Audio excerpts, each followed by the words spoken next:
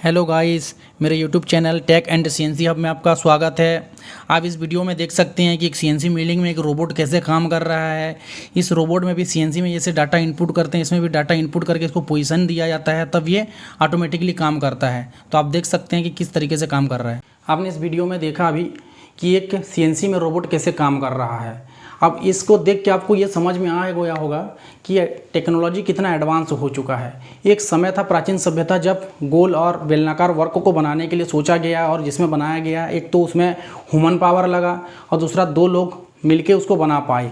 और आज टेक्नोलॉजी इतना एडवांस हो चुका है आधुनिक युग में कि एक डीएनसी जिसको डायरेक्ट न्यूमेरिकल कंट्रोल बोलते हैं, उससे कई सारी मशीनें एक साथ कंट्रोल किया जा सकता। लेकिन उसके लिए एक अच्छा प्रोग्रामर होना चाहिए, एक ऑपरेटर अच्छा होना चाहिए, या एक सीएनसी मास्टर बोल सकते हैं, ये होना चाहिए। क्योंकि आज का जब आधुनिक युग में सीएनसी का बहुत महत्व हो गया है। इसके आप ये समझ सकते हैं कि हर कारखानों में सीएनसी का ही बोलबाला है। तो इस कारण इसका महत्व इतना हो गया है कि हर कोई आज सीएनसी का कोई प्रोग्रामर बनना चाहता है, कोई ऑपरेटर बनना चाहता है, कोई सीएनसी का मास्टर बनना चाहता है। क्योंकि इसका स्कोप ज़्यादा हो गया है। स्कोप ज़्यादा होने के कारण उसमें सैलरी भी अच्छी मिलती है, जिसके कारण हर कोई सीएनसी सीखना चाहता है। लेकिन सीएनसी का प्रोग्रामर बन जाने से आप अच्छे मास्टर नहीं बन सकते। उसके लिए अच्छा नॉलेज होना चाहिए, उसकी बारीकियाँ जानना चाहिए, हर चीज़ को समझना चाहिए उसको। तो उसके लिए हम आज जानेंगे।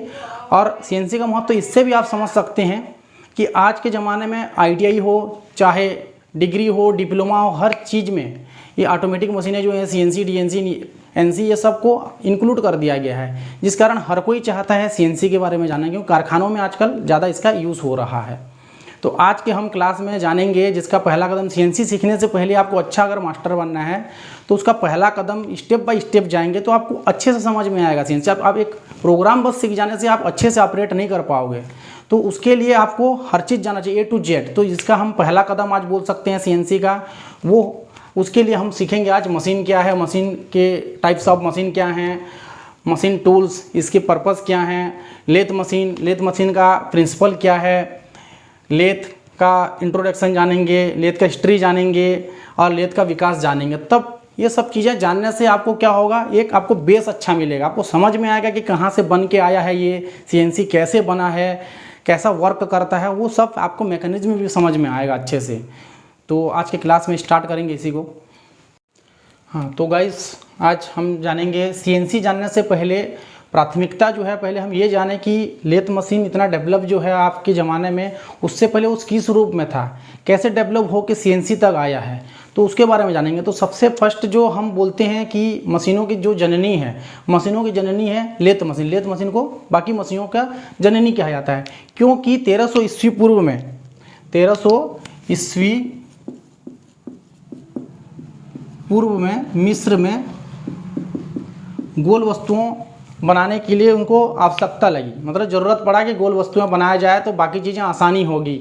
तो उनके हिसाब से उन्होंने लेथ मशीन का उपयोग किया, कुछ जुगाड़ लगा के, कुछ बना के।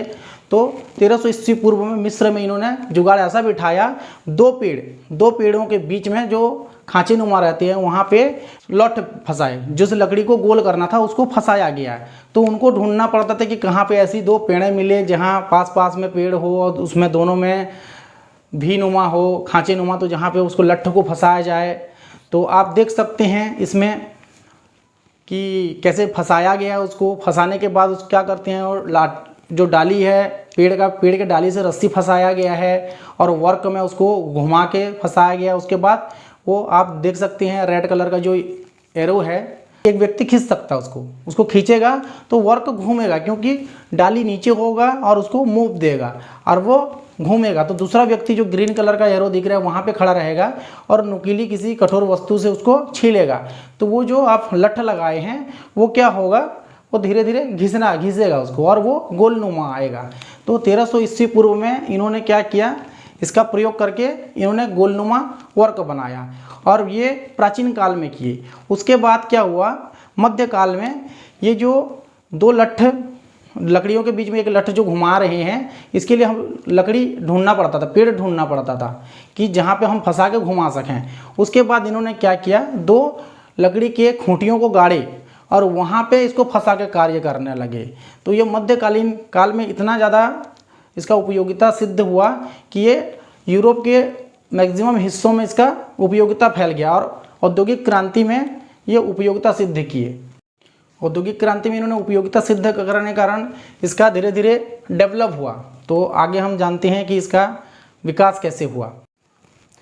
अभी देखेंगे हम लेथ का विकास, डेवलपमेंट ऑफ लेथ। तो सबसे फर्स्ट जो लेथ बना वो 1300 ईस्वी पूर्व में ट्री लेथ के नाम से, जिसको हम जानते हैं। वो दो पेड़ों के मध्य जो भी खांचे नुमा रहते थे वहाँ पे एक लट्ठों को फंसाया जाता था जिसको गोल करना रहता था, और डाली में रस्सी फंसा के उस जो जिसमें हमको गोल करना था, जो वर्क करना था, जिसमें जो लठ था उसमें रस्सी को फंसा के एक व्यक्ति उसको खींचता था। आप देख सकते हैं कि रेड वाला जो एरो है इसमें एक व्यक्ति उसको पकड़ के खींचता है और दूसरा व्यक्ति नीचे जो ग्रीन कलर का एरो है वहाँ पे खड़े होकर एक नुकीली कठोर धातु से उसको काटता है, जिससे वो लठ राउंड शेप में आ जाता है, गोल शेप में आ जाता है। उसको हम बोलते थे ट्री लेथ बोलते थे। इसमें ह्यूमन पावर लगते थे और 2 आदमी की ज़रूरत पड़ते थे। उसके बाद उसको थोड़ा मॉडिफाई किया गया, फिर उसके बाद बो लेथ का यूज़ किया गया, जिसको जो धनुषनुमा रहता है आप देख सकते हैं। उसमें एक व्यक्ति उसी को लठ से फंसाता है, लठ से उसके रस्सी को, और उसको बांध देता था उसके धुरी में और उसको खींचता था एक हाथ से, और दूसरे हैंड से वो वर्क करता था, कटिंग टूल से उसको काटता था, कोई नुकीली पदार्थ से उसको काट के उसको जो शेप में बनाना रहता था उसी शेप में वो बनाता था।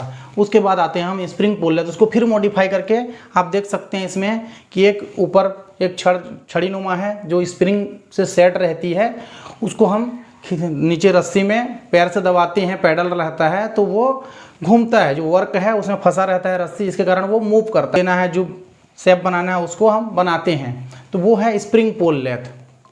उसके बाद उसको फिर मॉडिफाई किया गया फुट वियर व्हील लेथ, जिसको जो सेम टू सेम आपके सिलाई मशीन के जैसा रहता है, व्हील लगा रहता है, छोटा सा इतना सा व्हील साइज का देख सकते हैं आप, और उसमें आदमी नीचे पैडल लगा रहता है, पैडल से उसको बनाता है और उसको मूव देता है। मोशन मिलने के कारण, वो घूमने के कारण उसमें आसानी से वो अपना वर्क करता है। उसके बाद फिर मॉडिफाई हुआ, मॉडिफाई होकर फिर ग्रेट व्हील लेथ बना। ग्रेट व्हील लेथ में इसमें बहुत बड़े बड़े व्हील लगते हैं, जिसको हम कभी कभी वाटर व्हील लेथ भी बोलते हैं। इसको वाटर के द्वारा भी इसको चलाया जाता था, और नहीं तो उसको हैंडल, उसमें हैंडल का सुविधा भी रहता था, तो हैंडल घुमा के भी उसमें कार्य करते थे। आप देख सकते हैं उसमें कि कैसे दिखाया गया है उसमें। उसके बाद screw cutting lathe. Screw cutting lathe ये 1700 में करीबन इसका आविष्कार हुआ, जिसमें एक वर्क को, जैसे एक वर्क को 2 स्तंभों के मध्य ऐसे बांध दिया जाता था और नीचे एक लीड स्क्रू लगा दी जाती थी, ऐसे लीड स्क्रू बांध दी जाती थी, और इसी के माध्यम से उसमें फीड देके थ्रेड काटे जाते थे। तो इसमें क्या अलग अलग पीच की थ्रेड जब काटते थे तो उसमें हम लोगों को गरारी बदलने की सुविधा नहीं थी, जिसके कारण हमको लीड हमेशा बार बार हमको चेंज करना पड़ता था, जिसके कारण हमको टाइम ज़्यादा लगता था। तो उसने क्या किया, एक हेनरी मार्टसले हैं, हेनरी मार्टसले ने 1797 में इन्होंने क्या किया, एक विभिन्न दांतों की, विभिन्न टीथ की गियर सेट उन्होंने मशीन के स्पिंडल से, मशीन का जो स्पिंडल था, मशीन के स्पिंडल और लीड स्क्रू को दोनों को जोड़ दिया उस गियर के माध्यम से, जिसके कारण हमने विभिन्न टाइप के हमने थ्रेड काटना वहाँ से आरंभ कर सकते थे। मतलब बार बार आपको लीड स्क्रू चेंज करने की कोई ज़रूरत नहीं पड़ा। इस कारण हेनरी मार्टसले को लेथ मशीन का जनक भी कहते हैं, हेनरी मार्टसले को, क्योंकि इन्होंने, इनके कारण ही बाकी लेथ मशीन का विकास हो पाया है। इससे विभिन्न उनको फीड मिला और थ्रेड अच्छे से काट पाए, इस कारण से इनको जनक कहा जाता है हेनरी मार्टसले का। इनका नाम सबसे ऊपर आता है, और उसके बाद बाकी मशीनों का विकास हुआ। अब आते हैं हम लोग लेथ इंजन सिरका। ये क्या है, ये आप देख सकते हैं बेल्ट लगी हुई है, इसको ऊपर से इंजन के माध्यम से इसको मूव किया जाता था और उसमें वर्क किया जाता था, स्टीम का प्रयोग किया जाता था इस मशीन में। उसके बाद फिर आविष्कार मॉडिफाई हुआ और बेंच लेथ का आविष्कार हुआ। बेंच लेथ ये बहुत छोटा रहता है, इसको बेंच में सेट किया जाता है और बहुत एक्यूरेट रहता है, जिसके कारण उसमें एक्यूरेसी के जाप बनाए जाते हैं बहुत।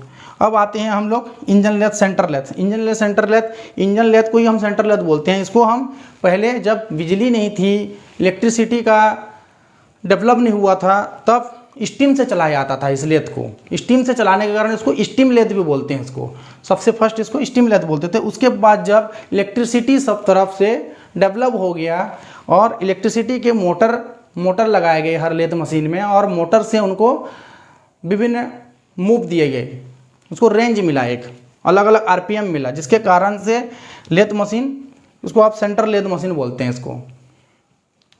ये थे हमारे लेथ का विकास। यहाँ से यहाँ आने में इनको कितना मॉडिफाई किए, इसके बीच में और छोटे छोटे मॉडिफाई भी हुए, जिनको हम जो मेन थे उन्हीं को हमने बताया। अब हम जानेंगे लेथ क्या है, लेथ शब्द कैसे बना है।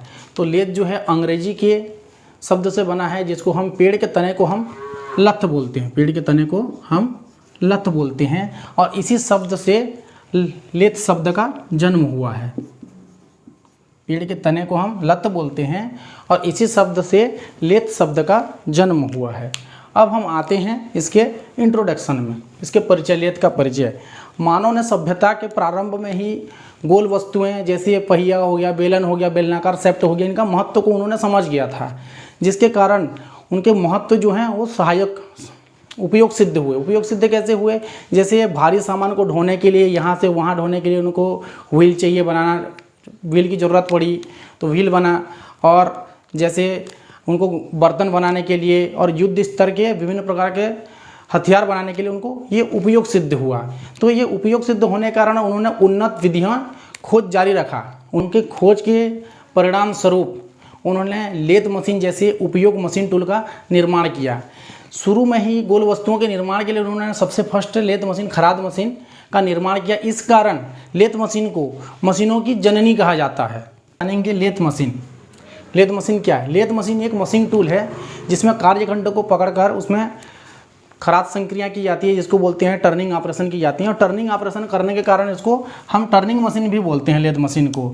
इसमें हम बेलनाकार, गोलाकार और शंक्वाकार, सिलिंड्रिकल, सर्कुलर और कोनिकल सतहें खरादी जाती हैं, और उसमें ड्रिलिंग, रिमिंग, बोरिंग और थ्रेडिंग ऑपरेशन भी किए जाते हैं। इसके साथ साथ अटैचमेंट के द्वारा आप इसमें ग्राइंडिंग और मिलिंग भी कर सकते हैं।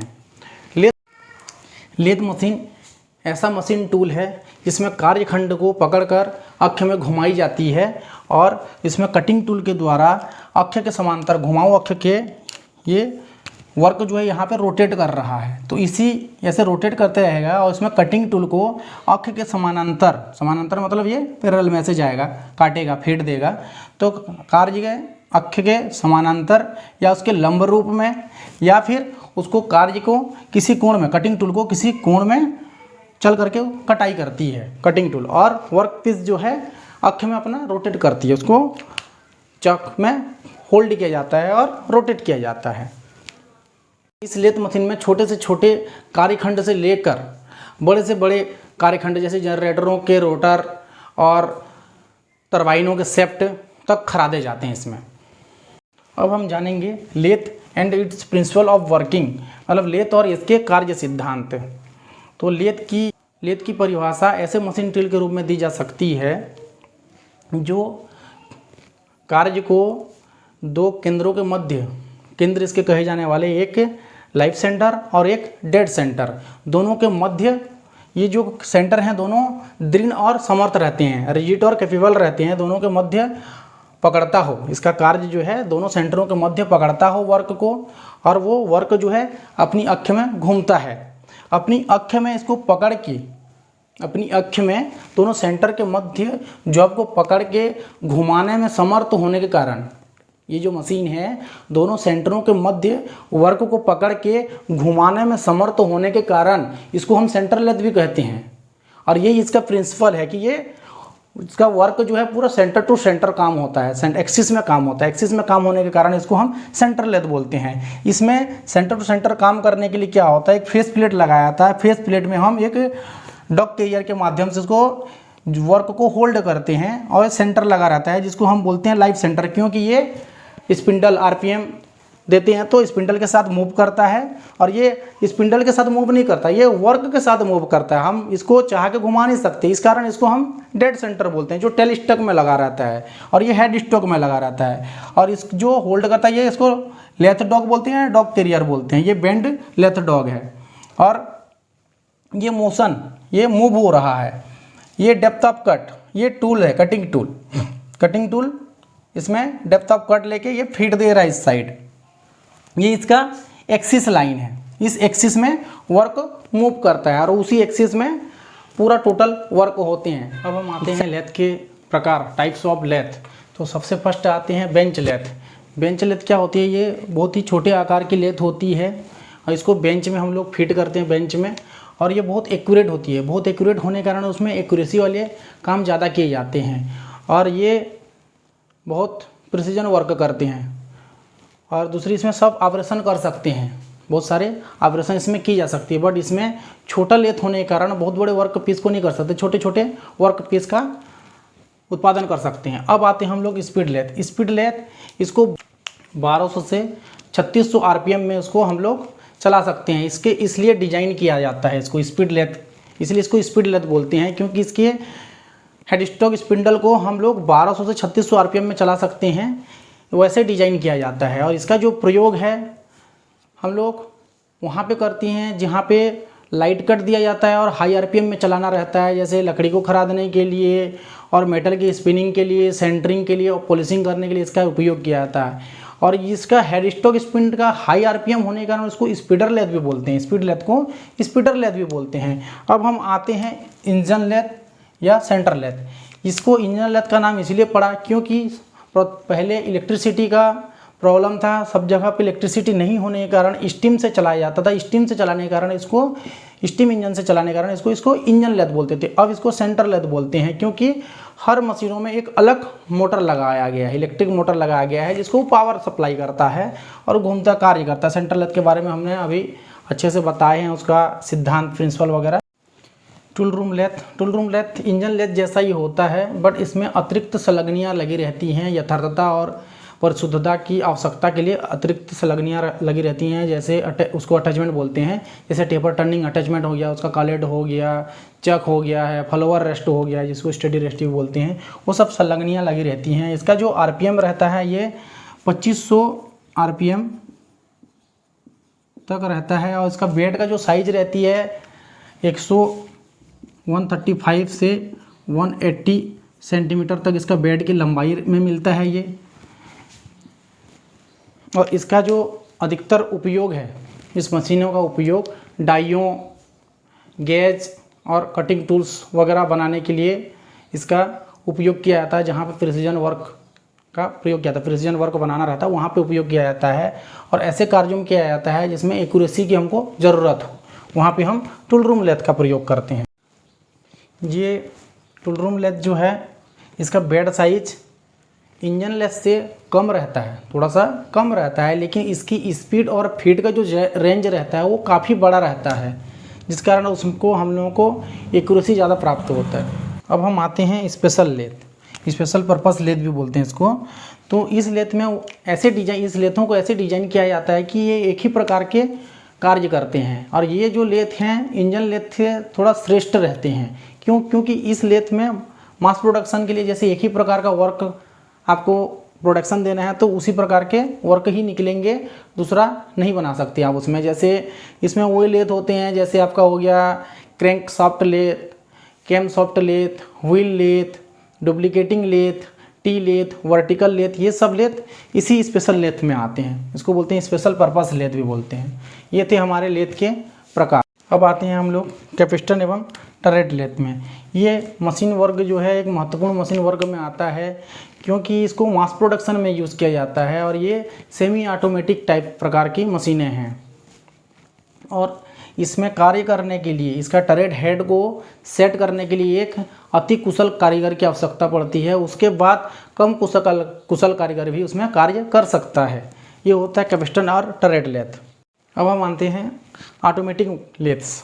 आधुनिक युग में इसी ऑटोमेटिक लेथ का ही यूज़ हो रहा है, जैसे एनसी हो गया, सीएनसी हो गया, डीएनसी हो गया, क्योंकि ये मशीनें जो हैं हाई प्रोडक्शन और हाई क्वालिटी दोनों की वृद्धि में ये सहायक होते हैं, क्योंकि इसमें ऑपरेशन के टाइम जो संक्रियाएं हो रही हैं अलग अलग, फेसिंग हो रहा है, टर्निंग हो रहा है, फिर ग्रूविंग हो रहा है, थ्रेड कट रहा है, सेंटर हो रहा है, ड्रिल हो रहा है, रिमिंग हो रहा है, जितने भी ऑपरेशन हैं इसमें ऑटोमेटिकली चलते हैं। जैसे हम एक मैनुअली लेथ में हम कार्य करते हैं तो एक ऑपरेशन होने के बाद दूसरा ऑपरेशन कर दूसरा टूल सेटअप करते हैं, फिर चलाते हैं। इसमें हर ऑपरेशन के लिए वो ऑटोमेटिक ही टूल इंडेक्सिंग होकर चलता है, क्योंकि हम लोग मेमोरी में एक बार इसका स्पेसिफिकेशन भर देते हैं तो वो कार्य पूर्ण होने के बाद ही रुकते हैं, और उसके पहले ये रुकते नहीं है। उसको हम लोग रोक सकते हैं बट कार्य पूर्ण हो जाता है एक बार सेटअप कर देते हैं तो, इसलिए इसको फुली ऑटोमेटिक लेथ मशीन भी बोलते हैं। इसके बारे में हम डिटेल में अगले वाले वीडियो में जानेंगे, इस कारण इसको ज़्यादा डिटेल में हम नहीं बता रहे हैं। मशीन क्या है, यंत्र क्या है? तो जब कोई भी डिवाइस मीन युक्ति, कोई भी युक्ति जो एनर्जी को लेकर कुछ कार्यकलाप करती है उसको हम यंत्र या मशीन कहते हैं। जैसे हमको यहाँ से मार्केट जाना है तो हमने साइकिल चले गए या बाइक से चले गए, वो एक मशीन है। जैसे हमको हवा चाहिए, गर्मी लगी आते ही तो हमने फ़ैन चालू कर दिया, वो मशीन है। हमारा कपड़े गंदे हो गए, हमने वॉशिंग मशीन में डाल दिया, वो मशीन है। हमको मसाला पीसना है, ग्राइंडर चालू कर दिए, वो मशीन है। सरल मशीन, सिंपल मशीन वो डिवाइस है जिसमें ऊपर लगाए गए बल के परिणाम और दिशा को बदल दे और खुद कोई स्वयं एनर्जी वेस्ट ना करे या खपत ना करे, उसको हम बोल सकते हैं सरल मशीन। अब हम आते हैं मशीन के प्रकार, टाइप्स ऑफ मशीन। मशीन कौन कौन से प्रकार के होते हैं? तो सबसे फर्स्ट होता है यांत्रिक ऊर्जा को उपयोग करने वाली मशीनें, और दूसरा होता है यांत्रिक ऊर्जा को उत्पन्न करने वाली मशीनें, और तीसरा जो होता है यांत्रिक ऊर्जा को बदलने वाली मशीनें।